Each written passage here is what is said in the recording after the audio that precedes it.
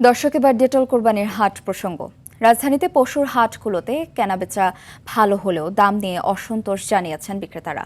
তবে নিজেদের সাধ্যের মধ্যে পশু কিনতে পেরে সন্তোষ জানিয়েছে ক্রেতারা। পশু সরবরাহ ভালো বলেও জানান তারা। বিক্রেতারা বলছেন, খাদ্যের উচ্চ মূল্যের কারণে এমনিতেই পশুপালন খরচ অনেক বেশি, সে তুলনায় দাম পাচ্ছে না বলে জানান তারা। বৃষ্টির কারণে অনেক বাজারে পানি জমে যাওয়ায় ক্রেতারা আসতে সমস্যা হচ্ছে বলেও জানান তারা।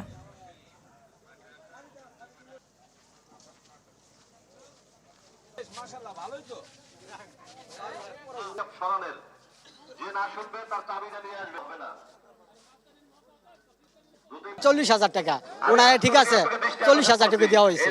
তো গরুটা রঙটা সুন্দর লেখা দামাদামি করি না, একদমই গরুটা নিয়ে লইছি। আছে বাজার এখন রিজনেবল, মোটামুটি মানে বেশিও না কমও না, মোটামুটি নিয়ন্ত্রণে আছে। আগামী যে 2 দিন আছে, এখনো 2 দিন বাকি আছে, এই 2 দিনে সবগুলো গরু বিক্রি করতে পারবো, ঠিক আছে, এবং ভালো দাম পাবো। আশা তো উপরে আল্লাহর ভরসা, আশা তো এমনি করি আইছে, উপরে আল্লাহ কি করবে সেদিন নির্ভর। দর্শক, এই মুহূর্তে রাজধানীর রামপুরার হাজীপাড়া কোরবানির পশুর হাটে আছেন সহকর্মী তৌহিদুর রহমান। সরাসরি যুক্ত হচ্ছেন তিনি। তৌহিদ, বৃষ্টির কারণে কোরবানি হাটে ক্রেতাদের উপস্থিতি কেমন, সেই সাথে বিক্রেতারা কি বলছেন জানাবেন।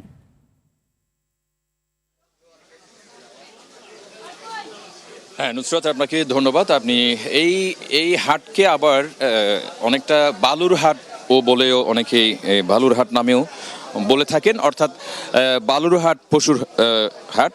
কিন্তু আমি যদি আপনাকে যদি দেখাতে চাই, বালুর হাট কিন্তু ওখানে কোনো গরু নাই, পশু ওখানে নাই। বৃষ্টির কারণে স্বাভাবিকভাবে মাঠের যে অবস্থা, পশু সবগুলো এখন অনেকটা রাস্তায় চলে আসছে। আপনি দেখতে পাচ্ছেন স্যাঁতস্যাঁতে অবস্থা, পশু ওগুলোরও বেশ অনেক পশু বৃষ্টির পানিতে ভিজে গেছে।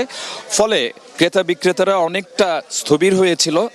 এখন কিছুটা বৃষ্টি থামার পর কিছু ক্রেতা বিক্রেতা এসছেন। আপনাকে যদি আমি দেখাতে চাই, আমার সামনে যে গরুটা, এই লাল বাদশা, এই গরুটার নাম দেওয়া হয়েছে লাল বাদশা। এটি নাটোর থেকে একজন, তার নাম জাফর ইকবাল কৃষক, তিনি এনেছেন। তিনি বলছেন 3 দিন ধরে উনি অপেক্ষা করছেন এই গরুটা। আগে যে দামে বিক্রি করা হতো এখন আরো কমে গেছে। আমি যদি সরাসরি তার সাথে একটু কথা বলি, আপনার কি অবস্থা, দাম নিয়ে ক্রেতারা কি বলছেন? আমি 3 দিন আগে যখন 7 লক্ষ টাকা দাম চাই, দাম উঠেছিল 4,80,000 টাকা। কিন্তু এরপরে আজ 2 দিন হলে অনেক দাম কম বলতেছে, 2 লক্ষ, 2.5 লক্ষ, 3 লক্ষ টাকা বলতেছে। তো ক্ষেত্রে নাই ওই রকম। তো এখন গরুটা যদি কোনো সদাবান ব্যক্তি যদি গরুটা যদি নিতে আগ্রহ প্রকাশ করতো, তাহলে আমি খুব উপকৃত হতাম। আপনি বুঝতেই পারছেন নুসরাত, অর্থাৎ বিক্রেতারা অনেকটা কষ্ট পাচ্ছেন, আসলে ক্রেতা পাচ্ছেন না বলছেন তিনি তার গরুর অনুযায়ী। আমি যদি আরেকটু আপনাকে বলতে চাই, আমরা ডেটল আরটিভি, ডেটল ডিএনসিসি মিলে যে পশুর বাজারে যারা আসবেন তাদেরকে সেবা দেওয়ার জন্য একটা বুথ আছে, সেখানেও কিন্তু বৃষ্টির কারণে বেশ নাজুক অবস্থা। তবুও আমরা জানতে চাইবো তারা কিভাবে সেবা দিতে পারছেন। আমি সরাসরি একটু জানতে চাইবো, বৃষ্টির কারণে আপনাদের সমস্যা হয়েছে কিনা, সেবা কিভাবে দিচ্ছেন? গত বছরের তুলনায় এবার বৃষ্টির পরিমাণ একটু বেশি হওয়াতে একটু সেবা প্রদানে বিঘ্নিত হচ্ছে। তারপরে আমরা চেষ্টা করে যাচ্ছি সারা দেশ হতে আগত সকল পাইকার এবং ক্রেতাদের বেসিক হাইজিনের ব্যবস্থাটা করা। আমরা এখানে সুপেয় পানি ব্যবস্থা করেছি সম্পূর্ণ ফ্রিতে। আর হাটে একটি রিস্কি জায়গা, এইখানে অনেক কাটাছেঁড়ার একটা বিষয় আছে। আমরা এখান থেকে সম্পূর্ণ ফ্রিতে ফার্স্ট এইডের ব্যবস্থা করেছি। দেন হচ্ছে সারা দেশ হতে আগত যে পাইকার যারা আছে তাদের ফোনে চার্জ একটা খুবই গুরুত্বপূর্ণ একটা বিষয়।